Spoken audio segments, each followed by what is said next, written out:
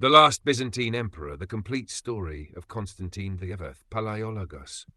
Narrator: for more than 1,000 years, one city stood unconquered. Its towering walls had broken the ambitions of kings. Persians had failed, Arabs had failed, Bulgarians had failed. Even mighty crusaders could not erase its legacy. It was the greatest city in the Christian world, the capital of the Byzantine Empire, Constantinople. But by the 15th century, the empire that had once ruled the eastern Mediterranean had become little more than the city itself. Surrounded by powerful enemies, its final emperor prepared for the battle that would decide the fate of an empire. His name was Constantine XI Palaiologos. He would not flee. He would not surrender. He would die with a sword in his hand, defending the city of emperors. This is the story of the last Byzantine emperor.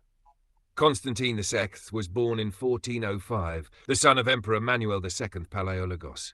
He grew up during the empire's final years. The Byzantine Empire had once stretched across Greece, Anatolia, the Balkans, and the Middle East. Now, only Constantinople and a few scattered territories remained. Beyond the city's walls, a new power was rising: the Ottoman Empire. Young, ambitious, and unstoppable. In 1449, Constantine became emperor. He inherited not wealth, but ruins. Not a mighty army, but a desperate people clinging to hope. Across the Bosporus, a new Ottoman sultan had taken the throne. His name was Mehmed II. He was only 21 years old, but he dreamed of achieving what no ruler before him had accomplished. He would conquer Constantinople.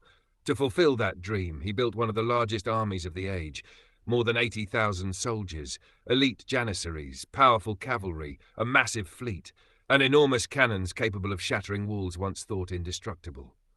In April 1453, the siege began. Inside the city, Constantine had fewer than 8,000 defenders: Byzantine soldiers, Genoese mercenaries, volunteers, priests, citizens, every able-bodied man prepared to fight. The emperor fought beside them. Every day, Ottoman cannons pounded the ancient Theodosian walls. Stone blocks cracked, towers collapsed each night. The defenders repaired the damage. The siege continued for weeks. Mehmed launched repeated assaults. Each was driven back. The defenders refused to yield. Then, the Ottomans performed the impossible. Unable to break the great chain protecting the Golden Horn, they dragged dozens of warships over greased logs across the hills, launching them directly into the harbour behind the city's defences. Constantinople was now surrounded on every side. Even then, Constantine refused every opportunity to surrender.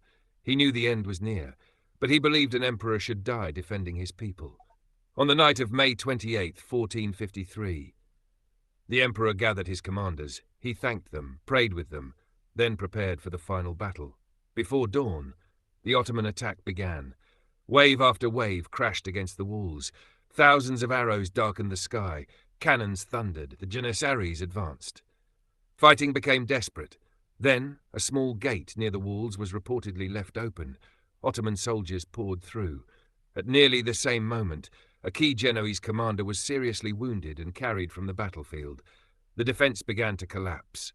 Constantine realized the city was lost.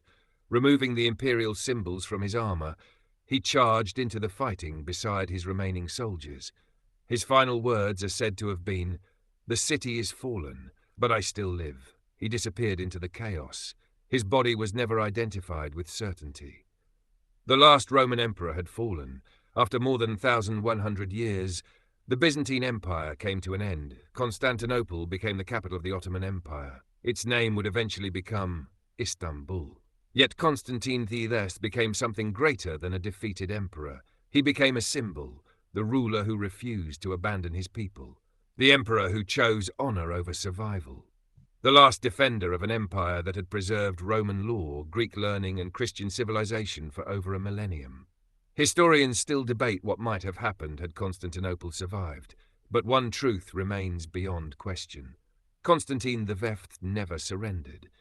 He stood upon the walls until the very end, and that is why history remembers him, not simply as the last emperor, but as the last Byzantine emperor.